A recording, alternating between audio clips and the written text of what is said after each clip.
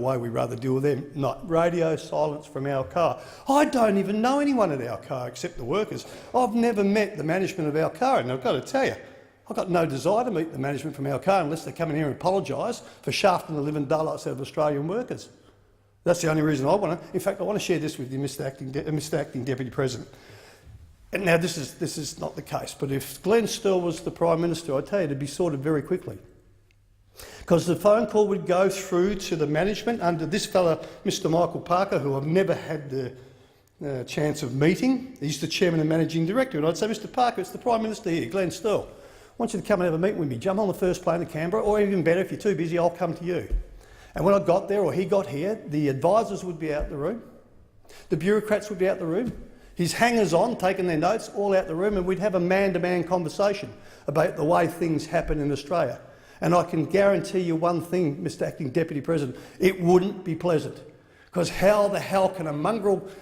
Oh, geez, I tell you, I get so wound up here. How can a foreign company come in here, extract our resources, ours, that belong to the Australian people? I normally have no problem with this. Have 30 years of continued growth in our state of Western Australia, digging up our bauxite, exporting it around the world, but at the same token, frog-marching Australian seafarers off the MV Portland last year, the year before, when I said this is just the thin end of the wedge. Here they come, and replace them with foreign workers, and they love this model.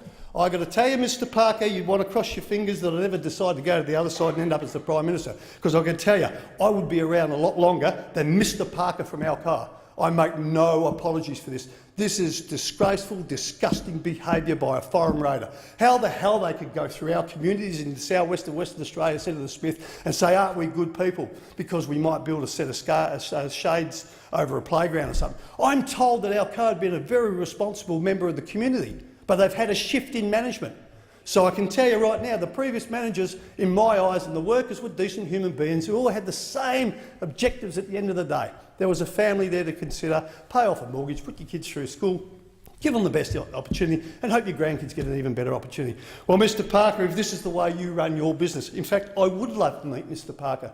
Oh, I would relish the opportunity. Because I tell you what, Mr. Acting Deputy President, this man has a lot to answer for. At least have the intestinal fortitude to pick up the phone, call your workers, call your staff, call the ones that have contributed to your company's wealth and to your pay packet as well, and all your mates around you hiding there in Melville in the three-storey building where I attended the other day, instead of hiding behind the laws of this land that can take enterprise agreements away from workers and shaft them by 50%, 50%, to put more money into the grubby pockets of Mr. Michael Parker and every one of the other mongrels on the board of Alcoa. What a disgrace.